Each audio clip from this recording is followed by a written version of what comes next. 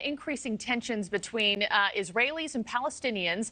Israel is vowing to continue its military operation, quote, as long as it takes. Hundreds of soldiers are being deployed to target militants in the West Bank city of Jenin.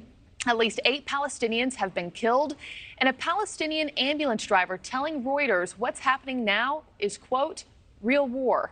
Let's bring in Joel Rubin. He was the Deputy Assistant Secretary of State in the Obama administration. Joel, thanks for being with us this morning. This is the biggest incursion of the West Bank in 20 years. Why now? What was the catalyst here? Yeah, Marky, it's great to be with you. And you're right. This is the largest in 20 years. This means that Israel is taking this terror threat seriously. There is an acute threat coming from Jenin.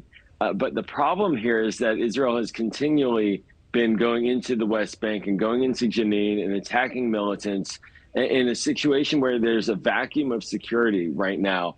And that means that there's heightened tensions. There's as you just quoted, potential for real war. And there's no real horizon for peacemaking either between the Israelis and the Palestinians. So it's a very tense situation.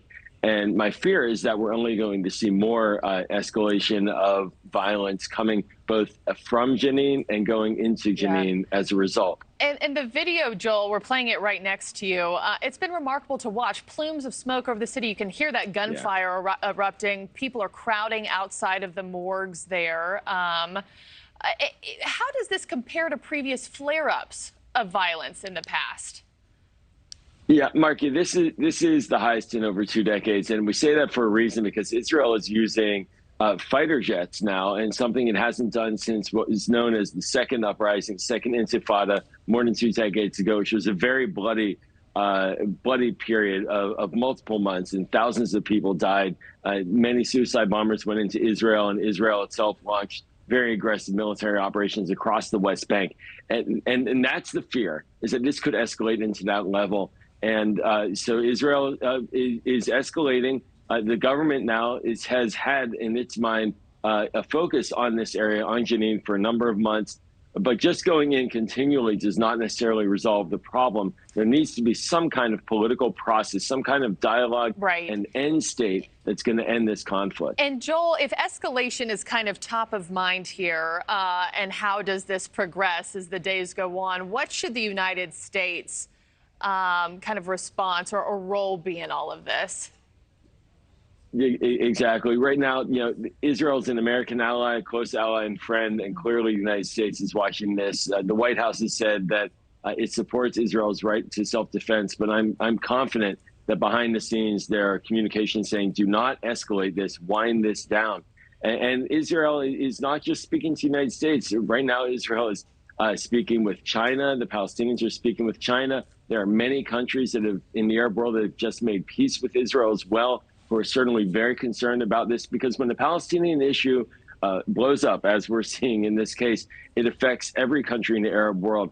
So a lot of countries are going to be getting in, and hopefully they'll calm this down. Exactly, and that's the big fear. And Joel, the other question I wanted to ask you, an Israeli official saying that there are, quote, proxies of Iran, like the Islamic State, Hamas operating there in Jenin. Do you think, how do you read that? I mean, does this show Iran increasing its terror activities in that region, or no?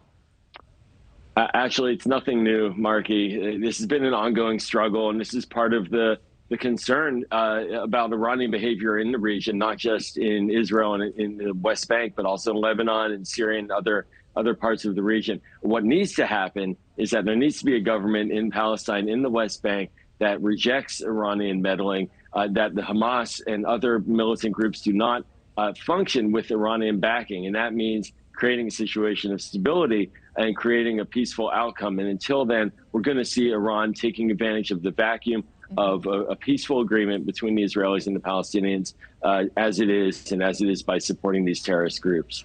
Thank you for watching. Go to newsnationnow.com to find NewsNation on your television provider. And don't forget to click the red subscribe button below to get more of NewsNation's fact-driven, unbiased coverage.